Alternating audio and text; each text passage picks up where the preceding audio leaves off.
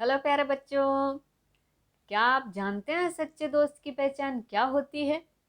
एक बार की बात है, एक बहुत ही सुंदर जंगल था। हरे भरे पेड़ों, कल कल बहती नदी और चहचहाते पंछियों से भरा हुआ उस जंगल में एक छोटी सी गिलहरी का बच्चा रहता था, जिसका नाम था चिंकी। चिंकी बहुत चंचल और दयालु थी। वह सबकी मदद करना चाहती थी और सबकी मदद करती भी थी। उसके दोस्त थे मोती खरगोश, टिंकू तोता और भीम हाथी। हर दिन वे सब साथ खेलते, फल खाते और नदी के किनारे मस्ती करते। पर चिंकी सबसे छोटी होने के कारण बाकी दोस्त कभी कभी उसका मजाक भी उड़ाते। एक दिन जब सब खेल रहे थे, तभी टिंकू बोला, अरे चिंकी, तू इतनी छोटी है, तू क्या कर पाएगी? जरा देख तो, मैं ऊंचे पेड़ की सबसे ऊपर वाली डाल से फल तोड़ लाता हूँ। चिंकी मुस्कुराकर बोली, टिंकू, बड़ा होना ही सब कुछ नहीं होता, कभी कभी छोटा होना भी काम आता है। बाकी सब हंसने लग जाते। तुम क्या कमाल करेगी छोटी सी, मोती बोला। चिंकी को थोड़ा बुरा लगा, पर उसने कुछ नहीं कहा। एक दिन जंगल में संकट आया। अचानक 2 दिन बाद जंगल में शिकारी आ गए। उनके पास जाल और रस्सियां थी। वे जानवरों को पकड़कर ले जाना चाहते थे।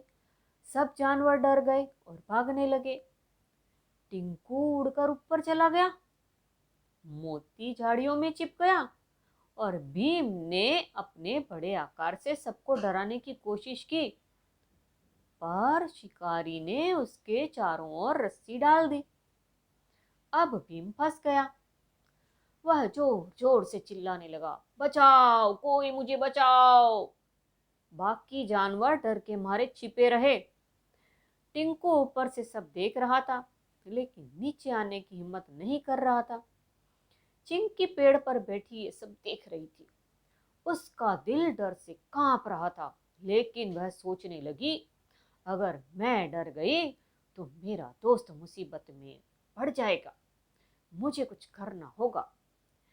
चिंकी धीरे धीरे नीचे उतरी और भीम के पास पहुंची। उसने देखा कि जाल की रस्सियां बहुत मोटी थी, लेकिन बीच बीच में थोड़ी जगह थी। वह बोली, भीम, हिलना मत, मैं कोशिश करती हूँ। भीम बोला, लेकिन चिंकी, तू बहुत छोटी है, कुछ नहीं कर पाएगी। चिंकी मुस्कुराई, बस भरोसा रखो। फिर उसने अपने तेज दांतों से रस्सियों को कुतरना शुरू कर दिया। धीरे धीरे एक एक करके जाल कमजोर होने लगा। शिकारी पास में थे, लेकिन उनका ध्यान दूसरी दिशा में था। कुछ देर बाद चिंकी ने जाल का एक सिरा काट दिया। भीम ने धीरे धीरे अपने पैर फैलाए और जाल टूट गया। वह आजाद हो गया। भीम ने चिंकी को अपनी सूंड में उठा लिया और बोला, तू तो सच में बहुत बहादुर है। अगर तू न होती तो मैं आज पकड़ा जा चुका होता। और सब ने एक सबक सीखा। जब शिकारी लौटे तो भीम ने जोर से चिंगाड़ मारी। उनकी आवाज सुनकर सारे जानवर इकट्ठा हो गए। उन्होंने मिलकर शोर मचाया और शिकारी डरकर भाग गए। अब जंगल में सबने चैन की सांस ली। टिंकू और मोती, जो पहले चिंकी का मजाक उड़ाते थे, अब उसके पास आए।